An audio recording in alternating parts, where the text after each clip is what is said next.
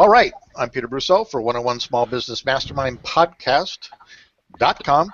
For those who want to watch us live over on the website, that's that. And I have with us today Dick Bentley. Say good morning, Dick. Good morning. I hope everybody's having a good day. It is. And Frank. Yeah, good morning, everyone. And Mark.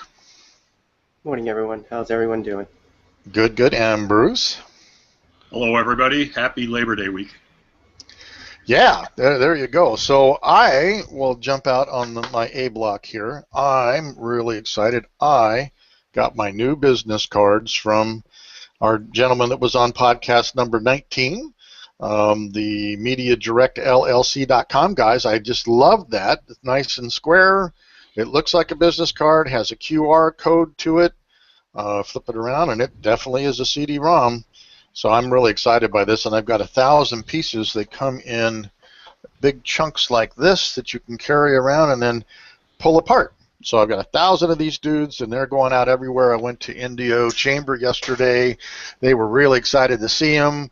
They went and cleaned out a spot right in the middle of all the cards, and boy, they're right there. So that was great. I'm really excited by it. Boots up, looks great.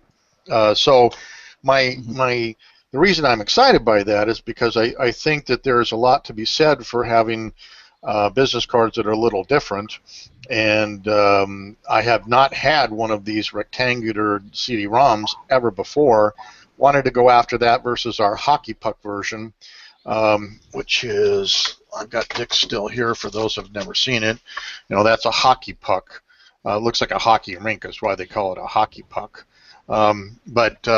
So anyway, I was really excited about getting that done, and I paid full fare for that on purpose so that I could qualify this guy for us to use in downstream. So I mean, if Dick wants to get these things, or Mark, or anybody, these guys do a phenomenal job, very timely, very attentive. Can't give them a better review than that. That's really, really good. Then the other thing that I did, and I'm going to share screens here, was, assuming I can get there, let me see, where are we here? I want, yes, sorry, Bob. Well, let me see if I can activate that. Hang on a second here, get back over here. Now let me see if I can share screens here. If not, I can talk it out. Here we go. Share that. Everybody let me know when they've got my screen. Kind of small, but let me get over to a bigger version. Let me see. You all see my screen? Yes. Okay. This is a program called hoot-suite. And so some of you know that I picked up doing the social media marketing and whatnot, developed that business over the last year, so I ended up instigating it and getting it going. One of the challenges for doing social media is you've got to log in and log out. If you have 5 social medias for a client, you give 5 logins, 5 logouts, 5 different posts, and then go to the next client, and you've got to do that several times a week, and it gets pretty laborious. Hoot-suite is a company that you pay for that allows you to monitor and update all of your feeds at once, which is pretty clever. Now, you won't want to do that. Some of the mediums, every social media channel should be thought of as its own country, and its own culture and language. And so things that you might post to Twitter, you might not want to post over on Facebook or Google Plus or LinkedIn or Blogger for sure, okay? But some you can. You can certainly, if you target Twitter, you can certainly put that across most of your media channels. You wouldn't do it on Blogger. Blogger is a place where you actually educate, go learn, and whatnot, where, of course, Twitter is like instant news. Facebook is what you're doing, and Google Plus is kind of similar to Facebook, what you're doing. So some of the posts are different, but you can actually decide what you put on Google+. You can certainly put on Facebook, and you can do that instantaneously through Hootsuite. Or even better, you can schedule them. And that's really cool, because ultimately, if you sat down and did all of your tweets and all your social media in one day for the entire month, you can schedule them through Hootsuite and walk away and enjoy your pina coladas out on my beach and get paid to do that. So it really is a great tool to use. However, I do have to say that it's not the easiest thing in the world to use. You have to go really study it well. And I'm a power user, I think, of software. And on Sunday morning, I was yelling at my computer. I don't ever do that. But it was so difficult to learn to go do what they say they could do that I will criticize Hootsuite that their instructions are really less than for what you want to go do. They're too close to the material to do what we want to do. And basically, you want to be able to run your clients off this, including your own, and they don't show you how to do that. They say you can do that, and you can see it on their videos, but they don't tell you how to go do that. So ultimately, going through all of that mess, the power that I did learn from Hootsuite is that once you do have it set up properly, it actually makes posting to social media a bit fun. Because you can actually put stuff out across all these platforms pretty quickly. So, for example, this is YouTube, so let me get over here. Here are tweets. Now, one thing that's really cool about this, too, once you assign a stream, as they call it, I can actually pick my mentions from Twitter. So I can actually track who's talking about me. Or I can track hashtags. I can track keywords. And so if you want to track your opponents, your opposition, so to speak, see who's talking about them, you can track them and then jump in on the communication. And this all happens automatically right across your dashboard on Hootsuite, which is really, really cool. So not only can you put out stuff on Hootsuite, but you can monitor what's being said about you. For example, you probably can't read this, but I put out this morning on LinkedIn, Facebook, and Twitter about happening today as our 9 a.m. podcast, on our small business stuff, see us live, and I gave them a URL. So very simple. I can put this out across all these pages very quickly. The only thing that Hootsuite doesn't do currently is they don't do Pinterest. They're looking at getting into that. And I did find one oddity. I have G+ pages set up for my clients, but when I go to bring in their G+ pages, they say we don't have them, and they'll go set them up. So there's still some bugs in that mess to deal with, but basically the ability to at least put across 3 channels or 4 channels instantaneously is very positive. And I think the real cool thing is the feedback and the mentions that you can track. If anybody talks about you, anybody talks about your company, you can instantly engage them in a positive way without having to log in and see who's talking about you. So that's what I wanted to share about Hootsuite. But again, like I say, difficult software to use. So that's my Hootsuite side of life. And does anybody have any questions on that? Yeah, I do. Hootsuite's been around for a while, because I remember hearing, because of the name. I have a comment, I think. Okay. Well, I remember hearing the name a few years back. They sound pretty powerful. So they do what Aweber does with scheduling email campaigns. Hootsuite also does that for scheduling social media campaigns. Is that correct? Yes, and also the ability to track who's talking about you campaigns. Right. So and that's important. I mean, if you really think about it, part of your challenge in social media is engaging. Like Mark and I always say, it's a conversation, stupid. So you talk out, but then you got to log in to find out if anybody's even responding to you. Hootsuite at one dashboard and one glance, you can see immediately across all of your social media platforms who's responding to that. So it really makes that in spades. And I think there's also some hidden parts I hadn't talked about. For example, they do a batched. You can design your entire social media posts on an Excel spreadsheet and upload that and walk away, and it does it. Wow. Yeah, crazy. That's powerful. It is very powerful. Still buggy, mind you, but powerful. And it will only get better in time. So the more I start to use it, the more I can report about it. But I'm definitely, and I got the not the premium package, the one in between. I'm paying $9.95 a month for it. But shoot, if I'm making money from clients to post, this just makes the tool so much easier for me to deal with. Not as big a time sink for sure. Dick, you had a comment? Yeah, Peter, I have a comment. I to me is a tremendous tool because I post maybe 3 times a week, 4 times a week.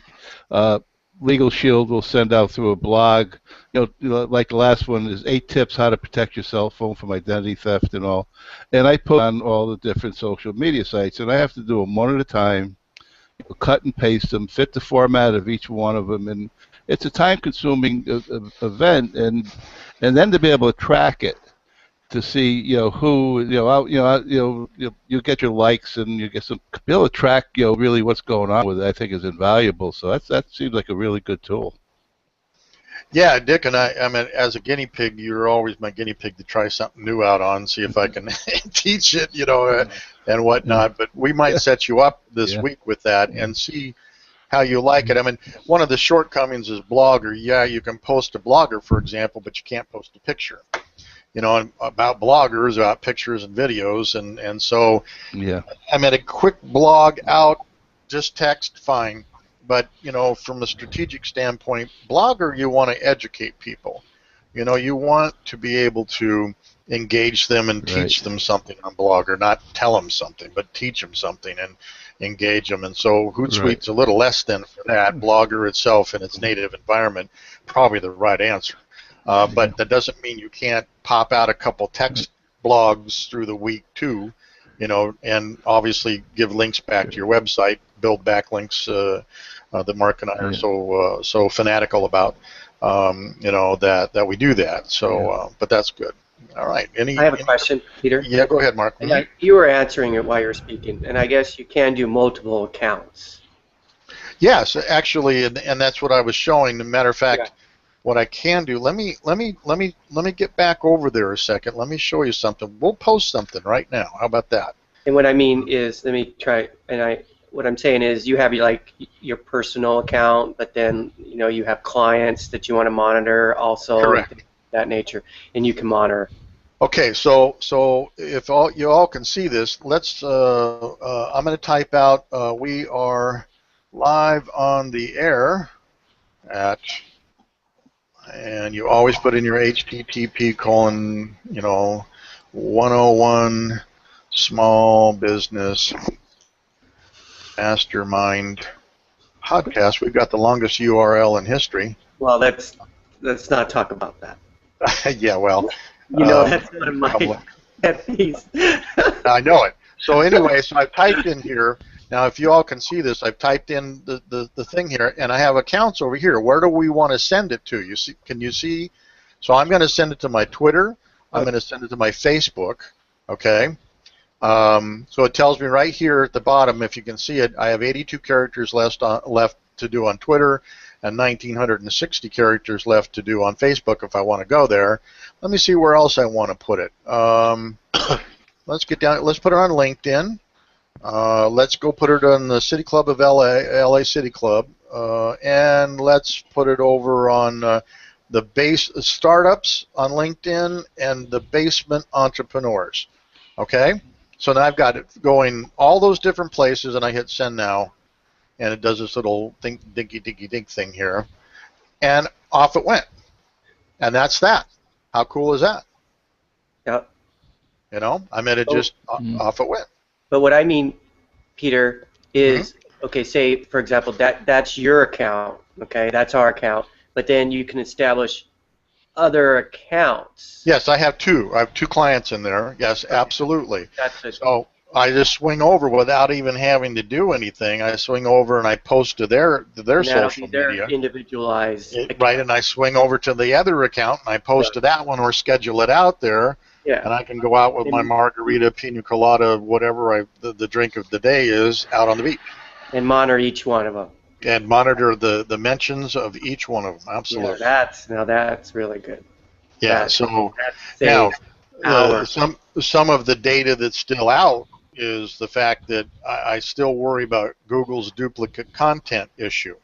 If you're putting the same content across these social media pages, do you get dinged for that or not? And I think that what I've gotten myself to believe that duplicate content is more for Web 2.0 pages, not Web 3.0 pages. Web 2.0s are, of course, websites, e-zines, Blogger, for example. Web 3.0 pages are social media where you have an interaction going on. And so I'm tending to believe that Google overlooks duplicate content that's on Facebook, Twitter, Instagram, stuff, Pinterest, like that, versus it will still ding you heavily if you put duplicate content from your website onto a Blogger account, for example. So, and Dick and I had that conversation just this week. Yeah, you don't want to do duplicate content, and that's why if you go back, forget which episode we talked about spin rewriter, but you can spin stuff so you can take duplicate content and make it original by doing the spin rewriter approach. Or be a thesaurus freak like I am and just... Same thing. Spin rewriter does all of that, yes. Yeah. So, but yeah, absolutely. And but spin rewriter is kind of nice too because it actually tells you the percentage of uniqueness. It clarifies it. Yeah. It's a lot simpler than just thesaurus.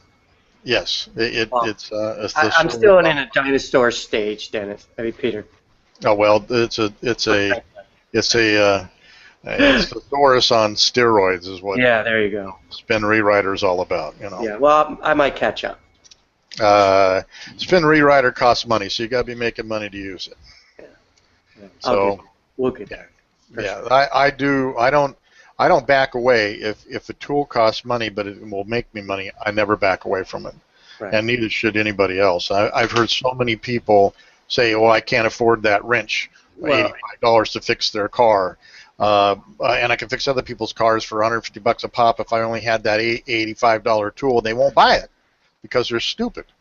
Well, what is your Google rankings worth to you?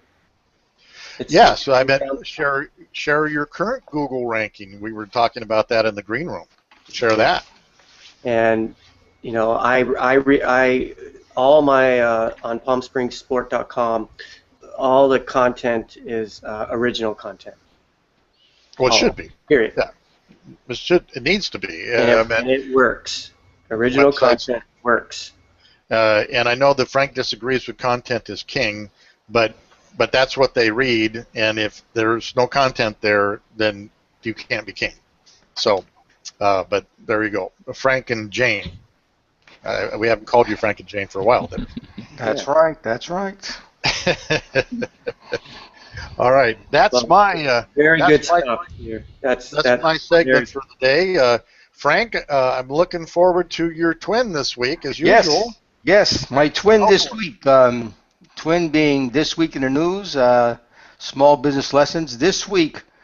Well, give me the headline. Hey, John Scully, thank you for the small business lessons. John Scully was interviewed this past week on Fox Business Network, and I happened to watch that. And who is John Scully? John is recognized worldwide as a leading expert in marketing, and he is famous for his time at PepsiCo and at Apple. And so I did some research on John, and man, there's so much more to this man. He joined PepsiCo as a marketing trainee at the age of 28. Okay, at the age of 28. In 1970, at the age of 30, he became the youngest marketing vice president at this gigantic company called PepsiCo. So he's a fast mover. Within a year after that, John headed up a campaign to dethrone Coca-Cola as the market leader of the industry. It's what's called as the beginning of the Cola Wars. Coca-Cola was the 800-pound gorilla. PepsiCo says no more. So John and his team initiated a campaign called the Pepsi Generation, and it was aimed at overturning Coca-Cola's old standard marketing. John also became known at Pepsi for something called the Pepsi Challenge, which he started in 1975, again to compete against Coca-Cola in order to gain market share. And in 1977, at the age of 37, John was named Pepsi's youngest ever president. That's how fast mover he was. In 1982, through a lot of pressure from Apple, Steve Jobs flew to meet John Sculley. And Steve was fascinated by the Cola Wars campaign. And he says, John, why was the Cola Wars campaign so successful? And here's what John said, and this is critical. John said, Steve, we did not sell the product. We focused on the customer experience. Now, this is back in 1971, 72. That's how far ahead he is. He says the Pepsi generation was aimed at the baby boomers, and the campaign was very successful. Prior to the Pepsi generation campaign, Coca-Cola had a 5-to-1 sales margin over Pepsi, and that gap narrowed considerably thanks to the Pepsi generation. And then John says, and during the Pepsi Challenge, remember that with the blind taste test with the drinkers and so forth, right?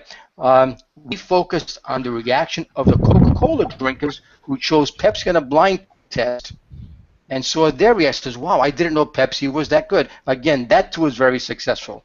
And then Steve recruited John with that famous line. He says, Steve, he said, John, do you want to sell sugared water for the rest of your life? Or do you want to join Apple and help us change the world? And John Sculley accepted the position over here at Apple. John Sculley was not only the first consumer marketing person brought into Silicon Valley, and I didn't know this, but he was the first consumer marketing person brought into the high-tech industry. So he automatically had to change it. And as we all know, the rest is history.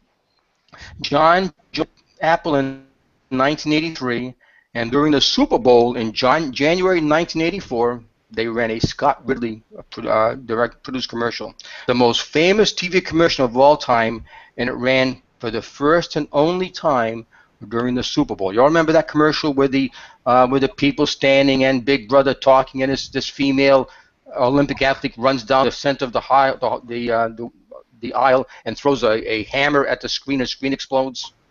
And the line says, I forget what the line says, about 1984. He says, on January 20th, Macintosh will be introduced to the world, and 1984 will not be like 1984.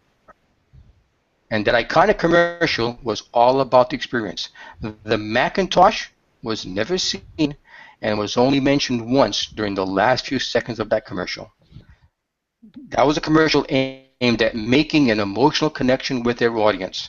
And even to this day, Apple's product design, their stores, and all their commercials are all about connecting emotionally with the consumer. Major change. What is John Sculley doing today? Today he's the co-founder of a company called Zeta Interactive. It's a big data company, and he works with the Fortune 1000 companies, charging them a lot of money. They analyze who these customers, these corporations' best customers are, and they analyze what they do and how they do it. They do it for customer retention and then to attract more customers just like them. And here's what John said during that Fox Business Network interview, which is about 3 minutes long. He says there is a major shift, power shift in marketing. He says before, brands had all the power. Today, the power has shifted to people. Today, people can do all the research about you, your company, and your product before you even know they exist. And people today are smarter than ever. I got two small business lessons out of this analysis I did at John Scully. Small business number one is follow the golden rule of prospecting. Now, this is, again, I modified a little bit. The golden rule of prospecting is treat and respect prospects the way they want to be treated and respected. Prospects do not want to be pursued. Do you? I don't.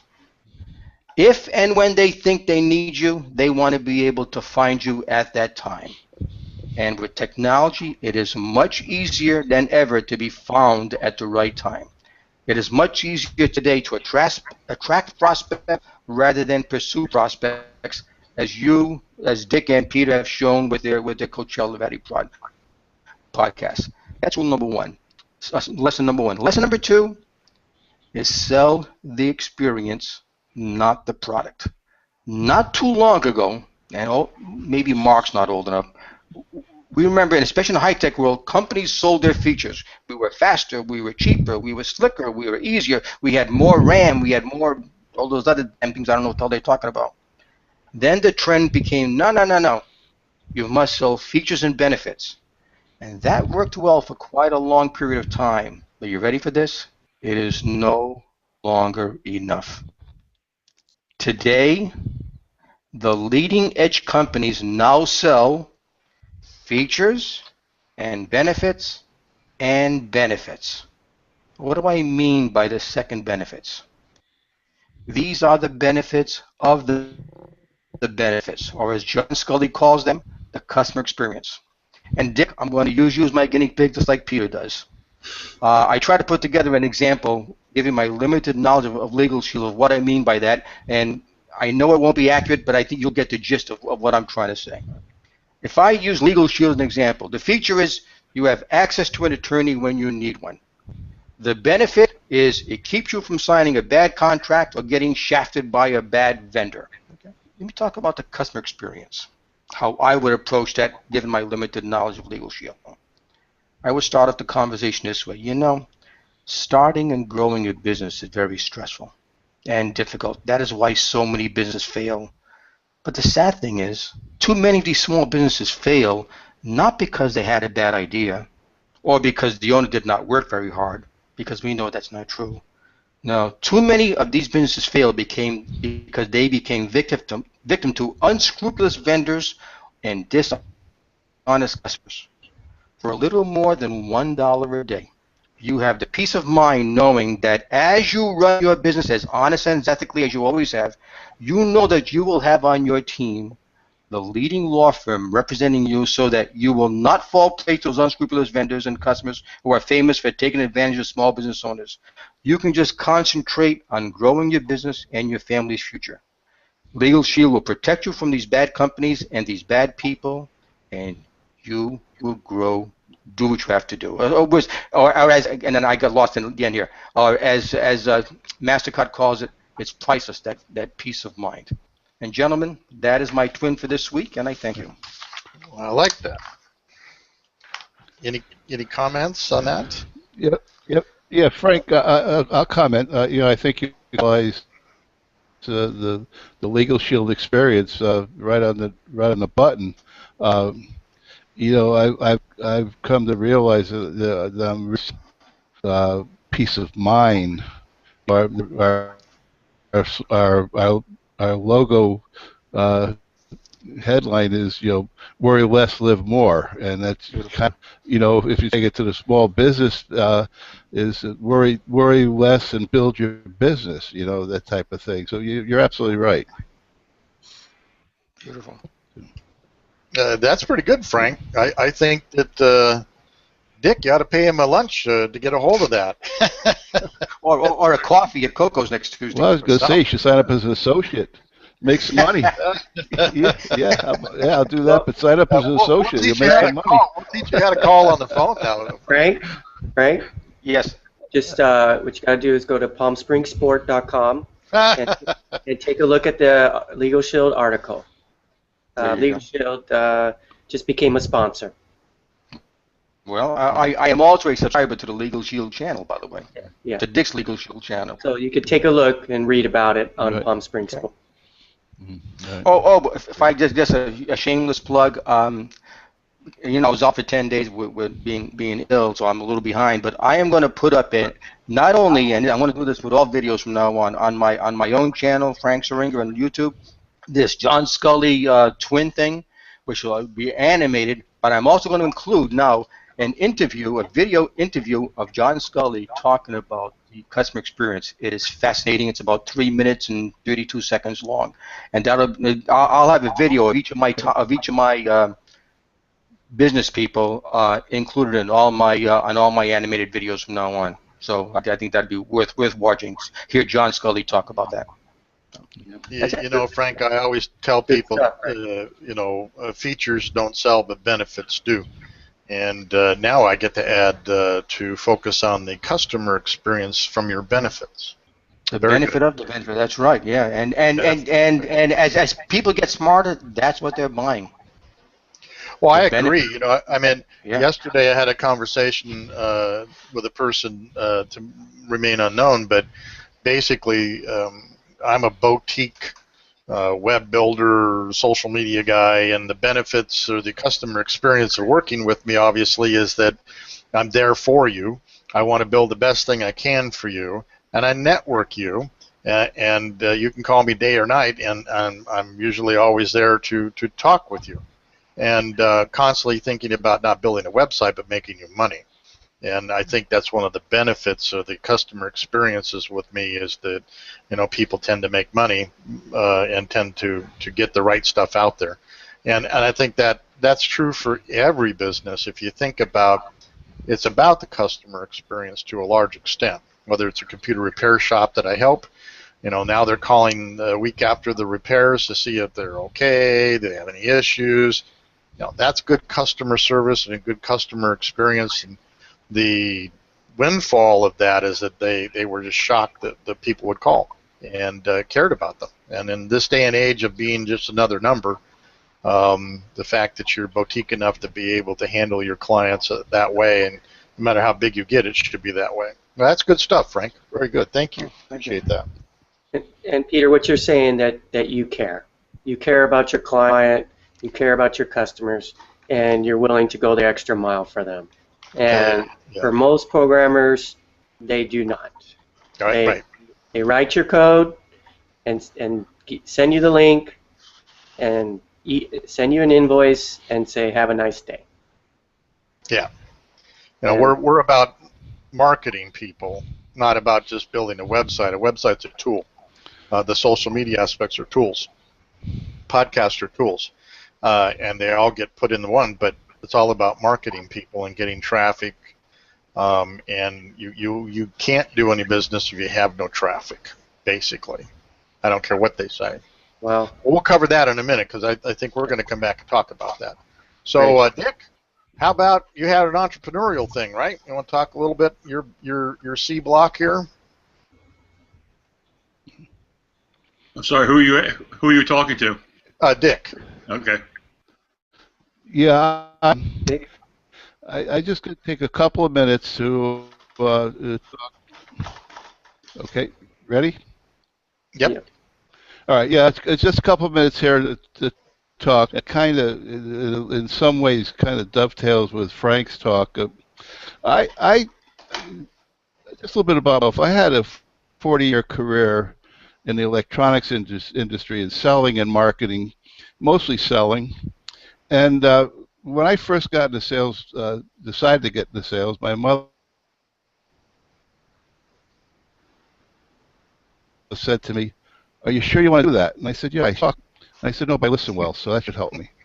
So I entered the electronics industry selling, and to this day, I don't have the first-hand knowledge of a CPU or RAM, DRAM, any of these things. I'm not a technical person like Peter is. I'm a basic sales type of a guy.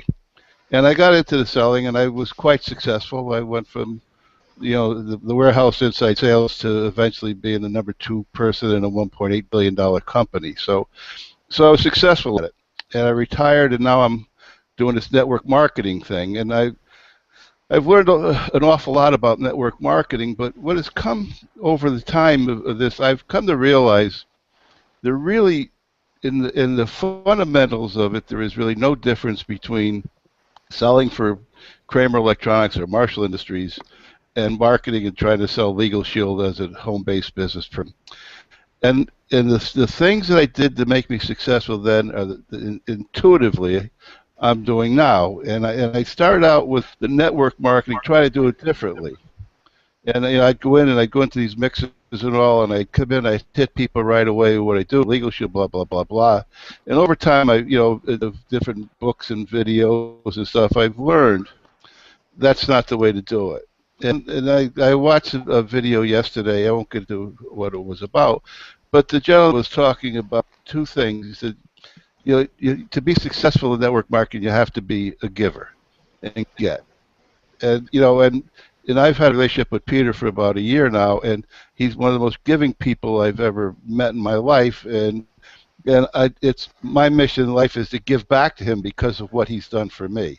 And I think that's an example of what you do with your givers. And the other part of it is you can either be a farmer or a hunter. I was a hunter when I first started marketing Legal Shield. I'd go into these meetings hunting people to talk to and talk to about Legal Shield. Whether they were interested or not, what they did or not, I didn't care. And over the last year, 2 years of doing this, I've evolved to getting to what I do more naturally is be a farmer. I did that when I worked in the electronics industry.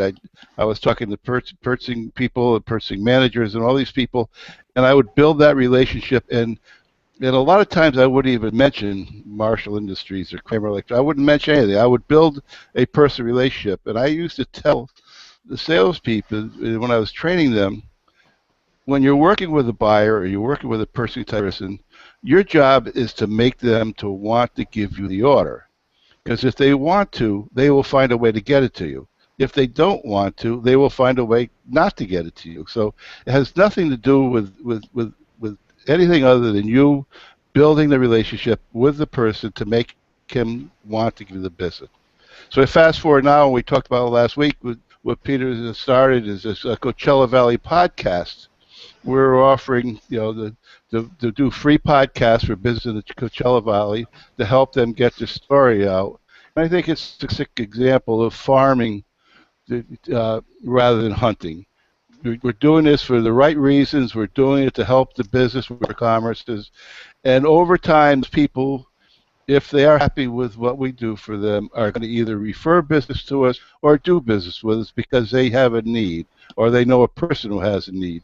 And I think that whether you're in network marketing or if you started your own small business or whatever it is, I think you must take the attitude, I'm going to farm, I'm not going to hunt. I'm going to make people understand that I'm here to help them, make that customer experience be a positive one, get my story out, and that type of thing. And it's kind of like the field of dreams. You build it, they will come. You farm with these people, they will eventually buy from you, or they will recommend someone to buy from you. So it's got a quick summary. I think that I did a lot of thinking last night about my whole career, and I've come full circle to saying that network marketing is a different animal than selling to OEM manufacturers. The basics are the same, and I think to go along with Frank's twin, if the customer experience is positive, they will continue buying from you. And the best way to get them to do business with you is to help them along the way, do things for them, give them things, and just plant the seed and let them know what you're all about. And when the time is right, the need will be there, and they'll know who to talk to. So that's kind of my 3-minute pitch. So. Well, thank you, Dick. And I like that. I think there's a lot to be said about trying to help people, particularly if you give them stuff to help themselves. You pick up a dialogue and you pick up a relationship and you're telling a story, like Frank says. So I think that's a positive thing. Can't always make a living off of doing everything for free, mind you, but on the flip side, giving a helping hand can't be all bad, for sure. Right. I have a comment. Mm-hmm. Dick, I think the reason why one of the reasons why farming works so well as compared to hunting is that there are still so many hunters out there. And when you come in as a farmer, you stand out as the kind of person that they want to get close to, the kind of person that they tend to believe, the kind of person that they tend to trust, because you're not out there trying to put your hand in their pocket. You're trying to put your hand in your pocket to see if you can be of help to them, and you stand out like a beacon of light in a storm. And I think that is awesome. I think that is tremendous. So Yeah, my only counsel to that too, though, is that because I am somewhat of a giving individual, I end up with a lot of users. You gotta be careful on how to filter that too. Right. You know? Well, I think you got to find a balance, right, Peter? Right.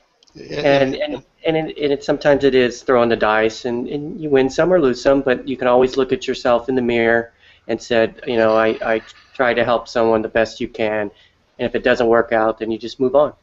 Yeah, no, I agree. I think that one of the great things that I love to give, part of my giving part is if I have clients that have already paid me to build websites, I network the heck out of them, and they appreciate that, and I do too. Yeah. They were clients, and that was good. I do have one particular individual who continually talks to me every week to get free advice, who will never pay anything, and will continue to use. And I always say there's two types of people in the world, pirates and partners. They both start with the same letter P, but they have a uniquely different thing what they do to your life. One uses you until there's nothing left and they kick your burned carcass to the curb. That's the pirate. Versus a partner who you're helping, and they're going to turn around and help you too. So it's a fine balance for sure. And I think you want to say it's support. You build a support system. Yeah. Between people, we all have different talents, and as partners and support system, when we need those certain talents, then we know who to go to and rely on that person. Yeah, and in my particular case, Dick, I took the challenge. You might be the oldest, no offense, website programmer in the world. At the age of 74, and couldn't spell computer, to be able to build his own website was a challenge for me as a teacher. That I wanted to take that challenge, and then I've gotten great joy because, and I'll tell this story selfishly. Then I taught you how to build your mobile website. Right, which I didn't build it. You had to build it. You slaved away in basements when it was snowing outside when you were back east during Christmas time and all that stuff. But we were at a networking group with Indio, the chamber, and these guys came up and were trying to show their site, their mobile site to us, which both Dick and I knew was not a mobile site. It was a website that they had to expand and contract and expand and contract, and that's not a mobile site. And Dick says, well, look at mine. That's a mobile site. And you think this, he's 74, these guys are like 28. You got to love that. You just got to love that. When a 74-year-old is teaching them about technology. And Frank, to a large extent, there's a hell of a story there. That is a wonderful story. And that is something that people will overlook, and what I like to say is that I had a hand in that, that I gave something that somebody really did something with and made some cool stuff happen. So, well, there are two stories. There are two stories: your story and Dick's story. I think what Dick's been able to do from where he started from, what he's been able to do with your assistance. I bet that could easily be translated into what he's doing with recruiting for Legal Shield. I mean, forget the lack of hair and the color of the hair on my head. You're out there with the leading edge. You're out there with the latest thoughts, and you haven't stopped growing because of your 74 years of life. And I think that is powerful, and people would like that in their lead in your network marketing. Mm-hmm. Yeah, no, that's true. And one of the reasons I came out of retirement after about 5 or 6 years is I had stopped growing, and I was getting stale, and I felt myself getting old, to be very honest with you. And that's why I got back in and started this home-based business. And then a year ago, I met Peter and ended up going out to the Salton Sea, and it has changed my life. I feel like I am growing, I am learning. I like electronics. I mean, when I started to tell you, I sold electronics for 40 years and have no idea technically what they do or how they build them. The same thing is involved with websites and all. When I talked to Peter, I didn't even know how to cut and paste on a page. So I mean, that's how much of a novice I was. And it's been hopefully a great mutually beneficial relationship. But like I say, from the giving point, I feel as though I want to give back to Peter whenever I can, in whatever way I can. And I think when you build those relationships with prospective clients or people, they're going to feel the same way. They're going to want to help you be successful. Dick, I look at it just, Dick, this way. I get the joy of giving. I'm the one that won. You didn't win. Yeah. I won. Well, hey Peter, how about when you do receive results, huh, Peter? Oh, I absolutely love it. I mean, Dick can actually go to websites now and analyze them, and that's pretty powerful. That's not his business per se, but when he's visiting potential clients and he's looking at their websites, and he kind of sort of understands where they are, from all of that stuff. But go ahead, Frank, you had a question? Yes. Speaking of Dick's business, I think a great niche for you, Dick, is to target people who have been retired 3 to 5 to 8 years. Good point. Who are getting old, who lost whatever, all the things that you felt. And what you and for what you've been able to do, and what you decided to do, and you can be such a guide for them to reinvigorate their life, their purpose, to all the other things, and grow. And no one else can tell that story but you, because you just lived it. And you can talk about how you met this gentleman from Salton Sea who was a giver, and they need to find a giver like him. Yeah. And you can be their guide. In fact, you are their guide. Yeah. Which I think is an awesome marketing tool for you. I think we're changing your name, Dick, to Guru Dick. From retirement to innovator. How's that? Yeah, to Guru. No, I like Guru. That's a Guru Dick. He'll have a whole following. They'll dress in orange robes. They'll dance, little tambourine. We're gonna have to bow down to Dick. We'll have a whole Bentley philosophy going on. Yeah. Guru Show Dick. our respects. You want to drive a Bentley, meet a Bentley. Yeah. That's good too. I like that tagline. Slogan, right? Yeah. That's a good one. But anyway, so Mark, let's talk a bit. We're running long today, but that's okay. It's organic. I had this conversation about how important keywords still are. Why don't you share one of your landing pages with us? Well, sure, Peter. Again, when you and I got together, I mentioned to you that I have 60 or so URLs, and I would like to do some landing pages with them. And sure enough, here we were at Salton Sea, and we kind of had a morning session and built some landing pages. And what we did is we did our basic keywords research, and we built these landing pages, and we structured them still with our theme with Palm Springs Sport. So they were related, but yet they were individually. The content was still keyword optimized for that particular landing page. Original content, and the optimization on those landing pages were tremendous, more than I could even imagine. One of them, even bnptickets.com, went from a 0-pager rank to 3-pager rank in 4 months. And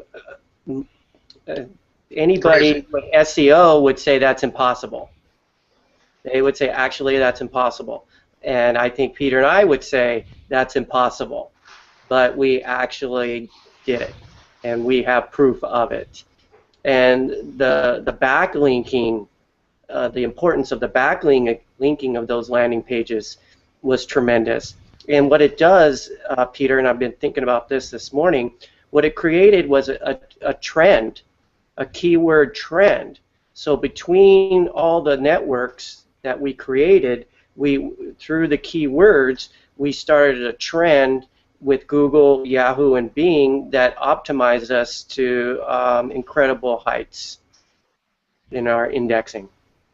Yeah, one of the things that I think is important is that people will say keywords are not important, they're not used anymore, this and that, and those people, and I'll use the term, are idiots, because you just do the idiot test. Whenever you go to Google and you type in something to look for it, that's a keyword. So how can they be dead? That's just ridiculous, you know. Well, so I mean, they want to say that Google doesn't read them. Okay, we can admit that. We can admit that on our meta tags they don't read them, but it's not that. That's only one part of our keywords. correct. We have our keywords on our website. We have our keywords on our social. We have our keywords in our videos. We have our keywords on our landing pages.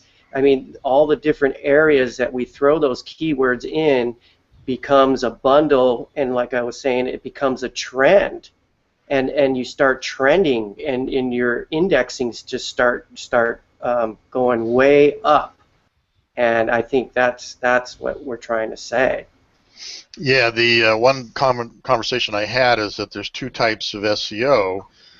Actually, one can be considered SEM, but search engine marketing versus search optimization. But you know, when you build keywords on a website, that's like building a long-distance runner. You're just going to win anything until you put them in the race. And the race is all the off-page SEO stuff, or SEM, which you were talking about, you know, from this keyword cloud going across all of your Web 2.0 and 3.0 properties. It was what helps to, and with links back to your site, you know, so that's what really helps to get that going. But and we've all been struck from time to time when we I don't like the word keyword stuffing, and sometimes we will see our indexing drop, but we adjust and we go from there.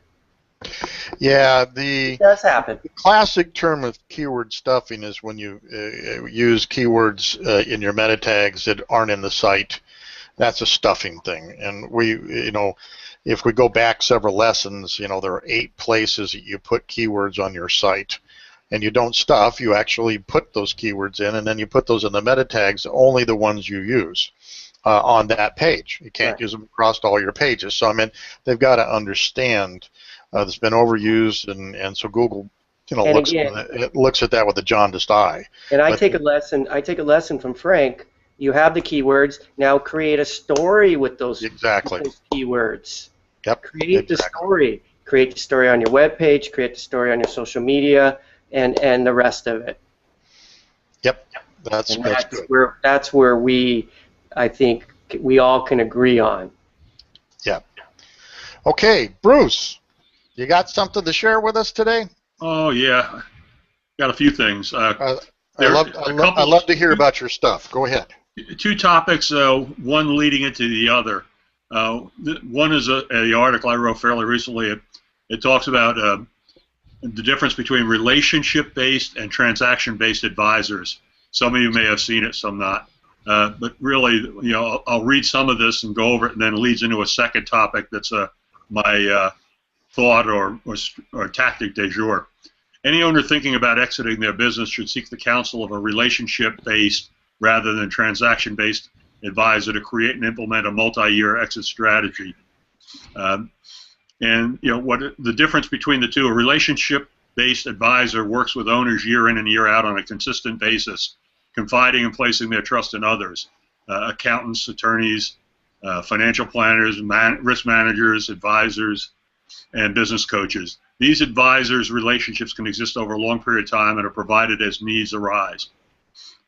Bear with me a second. I'm trying to scroll and read this and be quick. Transaction-based advisors usually address a specific non-recurring issue. Real estate brokers, consultants who have a specific project, valuation professionals, acquisition and divestment advisors. These advisors create a transaction or project and depart after the project or transaction ends. The key thought is exiting a business is a process, not a single transaction, and requires an owner to think through the implications of a business running without their individual efforts, as well as how they plan to live after the business is gone. Addressing these issues and planning a separation from the business have a high level of complexity that takes time to understand, and once understood, to make critical decisions. unlike a transaction, the exit strategy requires the benefit of time and self-reflection. With that being said, an exit strategy hopefully ends up with a transaction. When this happens, a transaction-based advisor is invaluable to the process of completing the deal. However, the transaction is the output of the exit strategy process, not the immediate objective of an engagement. And a transaction-based advisor will typically be gone once that piece of the business is gone. An exit strategy is a process. It's vital for the owners to have a trusting relationship with the advisor who will guide them through and beyond this multi-year process. Their relation-based advisors, will really serve as lifetime counsel who are on call to serve as needed and will be able to aid the owners in reaching their long-term goals. Transaction-based advisors, on the other hand, are normally not equipped or incented to conduct multi-year process. They're called in, they do their deal, and get their commission. And that's sort of the process that I'm trying to make sure people understand is, there's a big difference between a broker or a wealth manager or a number of other people because their focus and their timeline are different. Sounds like a hunter versus a farmer argument. Well, I almost look at it as a fisher. The old saying, if you give someone a fish, they'll have sushi for dinner. If you teach them how to fish, they'll be an alcoholic forever. I think that's how it goes. I'm not sure if I got that. I think that, well, that's interesting. Yes, go ahead, though. Okay. What I'm working on now, and this is based on a lot of statistical study with some companies I've been working with, it's called Creating a Transferable Business with a trademark on it. And a transferable business is different than just a strict exit strategy because not every company that tries to do an exit is successful.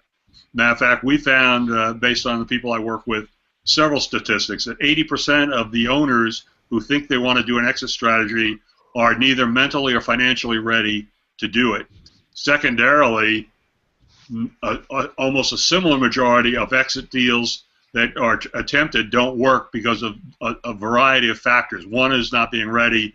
Others are you don't have a transferable business. If you're the only guy in the business or only gal in the business, what are you selling? If you want to get out of the business and you're the core of the business or the guts of the business, what do you do?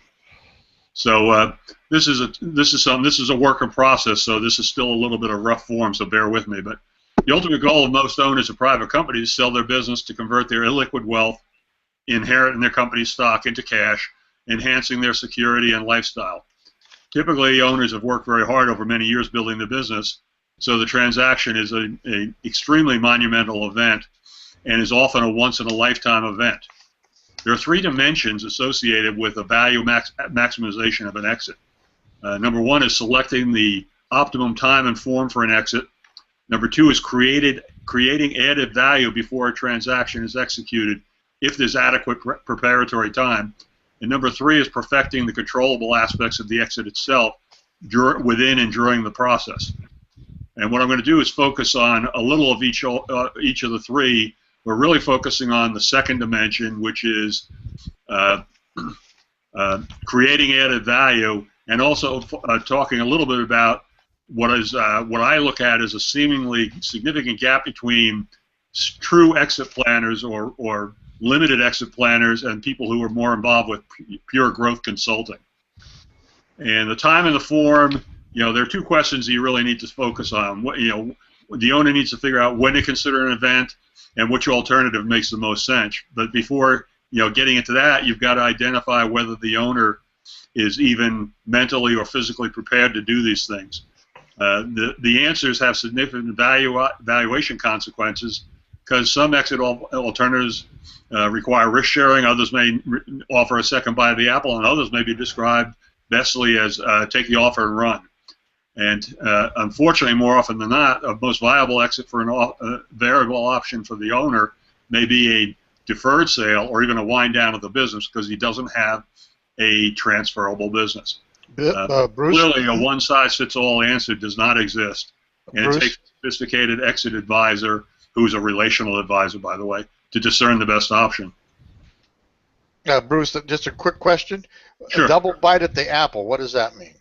Double bite of the apple would be Or the for second a bite of the larger apple, I mean. company Typically, something that would probably be 10 million in revenues or more, maybe $1 million in EBITDA. So, something that's atypical of the Coachella Valley. But it's a company that's not ready to sell. The owner wants to try and maybe phase out or start to think about phasing out, wants to get some money out of the business now, but isn't totally ready to completely give up the business. So he'll go to a private equity group or a high net worth individual, somebody like that, who will buy typically a majority control of the business. He'll stay on, and I say he stays on as a minority owner and chief executive or something similar to that, and continues to help grow the business for the new owner, with the understanding that at some point the private equity group's going to turn around and resell it, and he has a chance to participate in the additional valuation generated by the private equity group and its resources. Another quick question. I don't mean to interrupt you, but it's okay. What there's, I hear ads for people that for businesses, particularly in El Centro, believe it or not, the second or third generation owned companies. Mm-hmm. What does a person go through from being the founder and then giving it to their kids? I mean, is that a place where you guys come into? What statistics show that typically what that owner goes through is bitter disappointment. Half of the deals that get passed from generation 1 to generation 2 don't make it beyond generation 2, and if for some reason they make it past the second generation, if they go into a third generation in a family environment, they almost entirely don't survive that third generation. Wow. So the answer is a series of things, and I'll get into it a little bit further, but an owner has to have this transferable business, and if it's just him and he passes it on to children or even management and they're not ready, that's not going to be a successful transaction. It may work on the short term, but more likely than not, that kind of transaction is going to be part cash down and some promissory notes or paper or whatever, and the odds are better than even that owner's going to get his business back, and that's not really the solution he's looking for. Interesting. Okay, go ahead. We're running along too, Bruce. So summarize. Okay, sure. I'll try and be quick. So like I said, the time and form of an exit is important. One of the things you do, like I said, is you figure out the financial readiness and the mental readiness. I rely on a book by John Leonetti that I've talked about before called Finding the Exit. If anyone wants more information about that, let me know. It's his website is financialequitysolutions.com. He's a guy that has put into one book many of the processes and learnings that I picked up over my decades of business experience with mergers, acquisitions, and sales and divestments. And what you're trying to do is to figure out, okay, what is my business worth? And we're talking about ballpark numbers. And so you come up with a purchase price multiple based on the industry multiple and the operating results of the company. And what you want to do is, if you can, is increase one or both of those over the course of the exit planning strategy, so that the value that maybe is 6 times EBITDA 250, if you can increase both the multiple and the EBITDA over a reasonable period of time, you may be able to increase the possible proceeds from a sale from anywhere from 50 to 100 or more %. So what you're really trying to do is focus on creating new value. And if an owner doesn't want to sell immediately or isn't ready to sell, there are 2 different avenues to follow. One is taking advantage of strategic development opportunities, which can be a longer-term and costlier approach. Or number 2 is improving key operating and financial elements that will move the valuation needle. And it's this juncture that I think the gap between exit planners and pure growth consulting services become glaringly evident. An advisor with extensive CPA, corporate finance and operations, and entrepreneurial expertise has a huge advantage over a corporate world outsider whose expertise lies principally in financial planning and or wealth management. The latter group is almost always compelled to expand their exit team or risk doing a disservice to the client. You notice the phrases I use are sort of descriptive of somebody near and dear to my heart, me. In my opinion, this is a non-issue for me because I have walked both sides of the street. I have extensive corporate experience, and I've also done a ton of deals, well, somewhere between 2 and 3 dozen. Strategic development, I'm not going to spend much time on because it's a it's a harder and lengthier road to go down. But what I am focusing on a little bit here is looking at a company's business and doing a diagnostic of their operating and financial aspects, which can produce a cornucopia of opportunities to achieve value enhancement. And it's hard for someone who hasn't worked for a real business, sitting in the seat of in the C-suite to do those kind of things. And this can encompass doing things like addressing succession alternatives, strengthening a management team, which is a couple of things I referred to a little bit before with your question, reducing risks of customer, product, and vendor concentration, identifying intellectual property, beefing up branding, protecting revenue streams, improving accounting systems, making sure the financial reporting and tax reporting is top quality, and making sure that you're in good standing in the regulatory and legal areas. There's also some other things, with respect to enhancing profitability by looking at your business and saying, okay, which customers are my mainstays and which customers are really dragging me down, and coming up with some ideas as to how to approach that.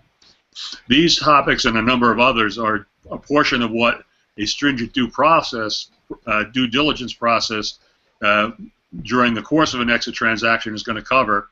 And so it behooves the owner to have an advisor who's comfortable with and knowledgeable about ways to improve these business drivers, because A, it increases the value, and secondarily, it prepares you for the the stringent due diligence part of the transaction. And then the third piece is execution elements. And again, I'm not going to spend a whole bunch of time on this, but it's focusing on making sure if you're going to have to broker a deal that you pick the right broker, making sure you have the proper information available so that you can share it with possible buyers or investors, making sure you're looking at the right buyer or investor groups, setting up a formalized auction process if possible to try and get multiple buyers to up the bidding, and a series of other things that are all part and parcel of negotiating and putting together the execution of the transaction. The gap that I talked about between exit planners and pure growth consultants is narrower, if not non-existent in this phase. And a matter of fact, in some cases, the wealth and financial planning exit planner side of the ledger may have better expertise in some of the areas than a pure consultant would have, because they're used to doing things like tax planning and estate planning and some of those things. But again, that's the specifics of the transaction, not the whole process of getting a company ready. And again, as my commercial, I consider this a bit of a non-issue because my track record includes well over 24 transactions. The outcome, the primary importance of an owner's liquidity event demands value maximization effort in all three of these dimensions. And the best outcome is likely to be realized when an owner has provided the time to properly prepare for an exit and moves accordingly. The form of the exit transaction should consider relative risk-reward analyses, and each owner's assessment of risk and reward is relative and unique. And so what you have is some owners may say, I don't need to sell right away. I'm going to spend some time and money and effort in making my company more valuable. And others may say, I'm tired of working. I don't have anyone to pass this business on. I think it's time for me to sell now, and I'm going to try and sell at the best possible price. My thought is, whenever I'm talking to a prospective owner client, is you should begin to plan for tomorrow's exit today, if not yesterday. Okay, good. Anybody have any questions or comments before we bring this to a close? Nope. Okay, Frank. Yes, Say sir. good night, Dick. Good night, Dick. All right. Okay, guys. Well, hang on. We'll end this. Good thing, Dick. Good thing, Bruce. I have a couple of questions I'll do off screen. Sure. And we'll let everybody have a great day. We're running long, and everybody. It's an hour podcast, right, Pete? Well, typically we're trying to hit an hour, but if it organically goes longer, it's fine. It's just when we run out of gas, you run out of gas. You don't want to keep dragging it on. But we'll go to 10 o'clock. Yeah, I try to do that. All right, hang on, guys. Thanks everybody for listening.